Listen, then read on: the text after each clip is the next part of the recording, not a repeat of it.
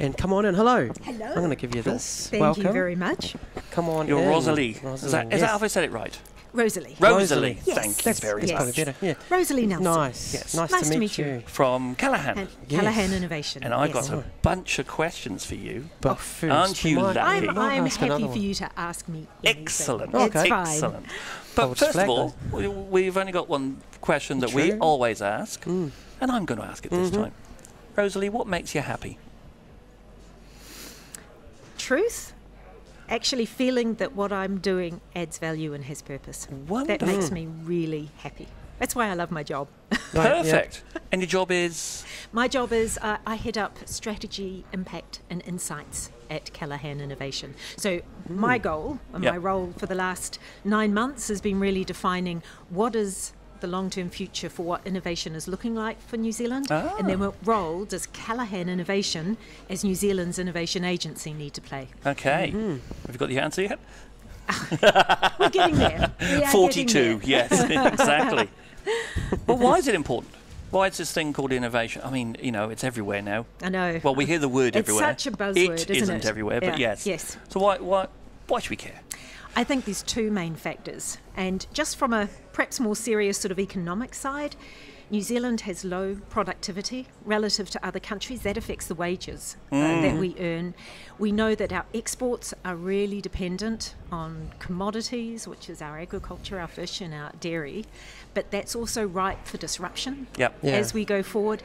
And also we're a country with a lot of small businesses. Now the challenge for those businesses is that for a lot of them, they're not under pressure to grow and they're not under pressure to exit. And so where that becomes a challenge for us is that we can see there's massive changes, there's mega trends coming. There's not just the technology disruption, but there's the change in the global environment, the socio-political environment, with new countries that are emerging that will become our trading partners, but will have quite different needs Yes. relative to what it is that we're doing now. Yeah. We can see that with technology disruption, there's going to be real changes to the future of work. There's changes to the traditional business models. And if you just think about, you know, Uber and Airbnb are the ones that get cited. Yep. But look, there's so many other examples of that. So the challenge is... Talk a bit. So They're the- part of the thing too, you see. So the challenge is going to be that, you know, if we do not prepare ourselves and have a culture of innovation that gives us the resilience and the ability to both adapt and take advantage of these changes, then we get left behind. Resilience, And that scares me. Hey, That's a people great on Facebook word. are saying, look, they're loving what you're saying at the Oh. moment. It's great. Yeah, that's cool. What are, so must be the working. big mega trends that you talked about in technology, because we are in Techweek, I suppose we should talk about that. What do you think they are? Look, there are the technology trends that get focused on, and it's really those confluence of technologies. So it's not just artificial intelligence, it's artificial intelligence when it's combined with data, with IoT, Yes. and with robotics. But actually, the technology is just the enabling platform. Yep. The real issue is what is that technology going to drive in terms of new types of business and business disruption and new business models? What is that technology going to drive in terms of the skill set that you and I need and the way that we have to keep adapting Yep.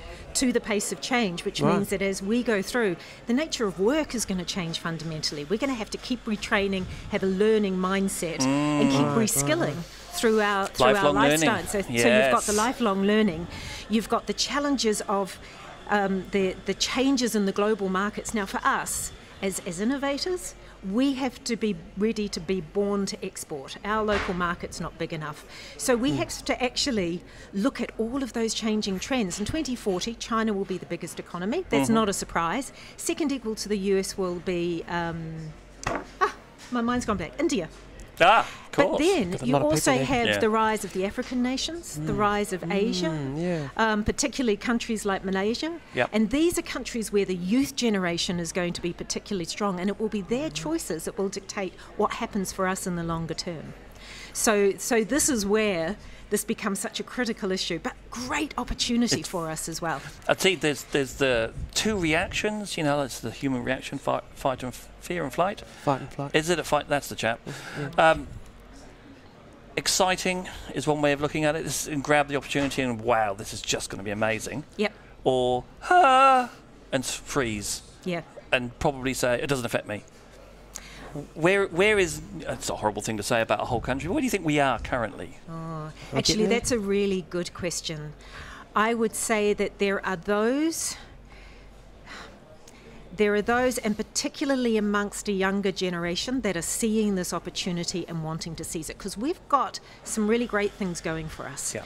The first is that in a global sense, actually people see New Zealand as doing interesting things, and actually they really like who we are. They like the values that we bring. So we have a lot of entrepreneurs that would actually love to come down and work here in New Zealand. You probably saw that with the Edmund Hillary Fellowship. That's a classic example talking all about it. Of global entrepreneurs and global businesses that are sort of keen to come down here. We have a thriving and growing startup ecosystem, and we have some great science. And we also actually have a strong and growing angel investment system. Where there are challenges... I'm just going to stop you there.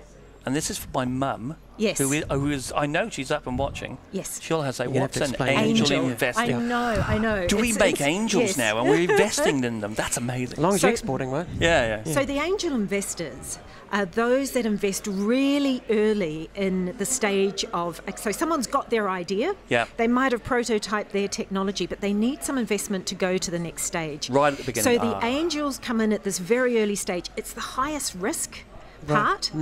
And this is where they'll often also bring in their expertise and their mentorship. And then once you've gone through the angel investment, then you start to get to the more serious venture capital investment. And the venture capital is when they are really starting to back and look for returns. Now, our challenge in New Zealand right now is that we don't have a strong local venture capital market.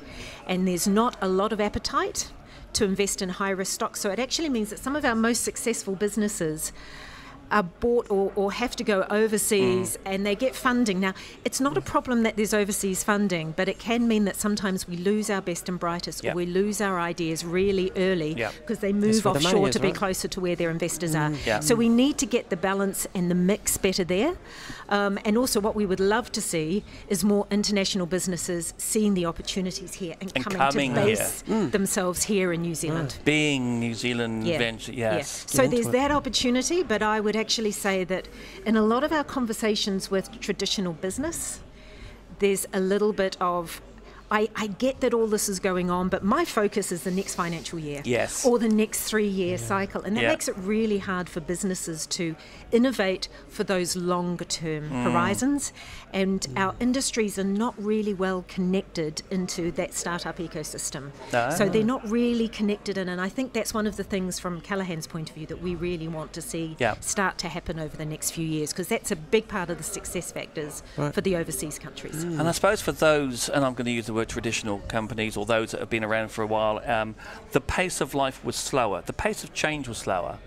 And you know, we all talk in Techweek, it's exponential and it's getting faster and faster. So it's like, I could deal with 10 years. Oh, it's now 7 years. I could still keep going. And but it's not coming at you at the same rate. It's coming at you faster and faster. Yes.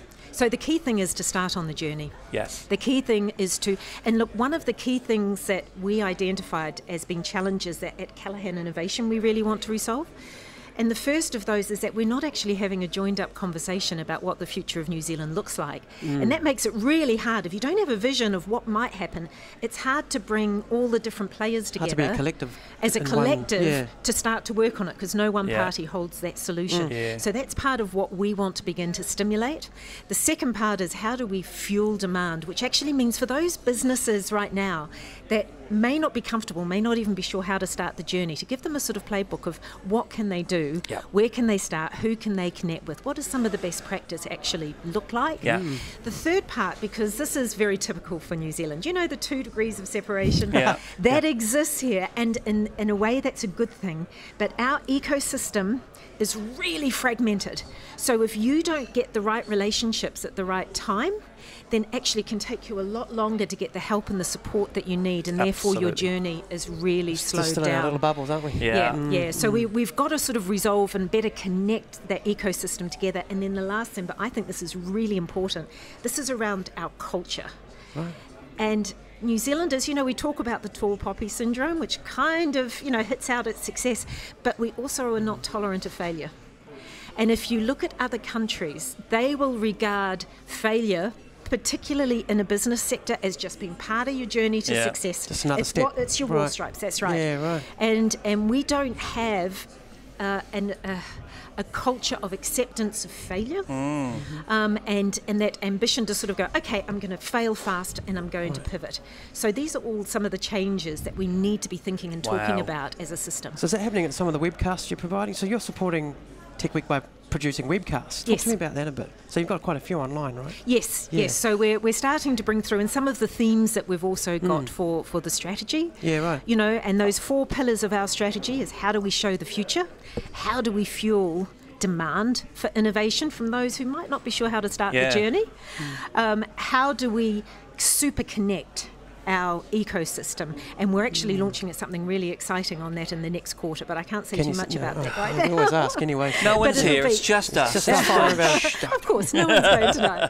And then the last one is really about liberating innovators. So how do we provide the both connect our customers, but also ensure they're getting access to the funding that will help them, to the building of business capability, so they can go from a 2-man team to a 20 to a 200 team.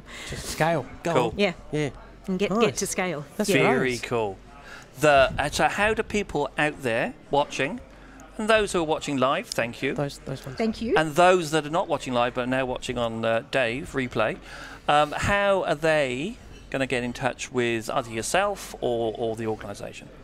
Well, if they just go to the Callaghan website, that's a real sort of starting point. But actually, I would say that our goal is that as we go forward, we are going to be building a whole lot of self-service tools, help people to see where they are on the journey, help them to give them a guide on where they need to go, and then make sure they're connected into all the right services. Perfect. So if they get in touch with us, then we'll help to connect them in and show them where they are on the journey. But there's so much more that we're going to be doing over the next few years. Great. Wicked. Thanks for your time. Thank you been so great. much. Thank you. It's been a real pleasure to see you all. I'm looking and to see forward. everybody I down want to the see some of line. those webcasts now. Yeah, okay. That's awesome. Okay. We'll Thank you take so that much. off you. Yeah, I'll take that. Thanks a lot you. for your time. Appreciate that. That's great.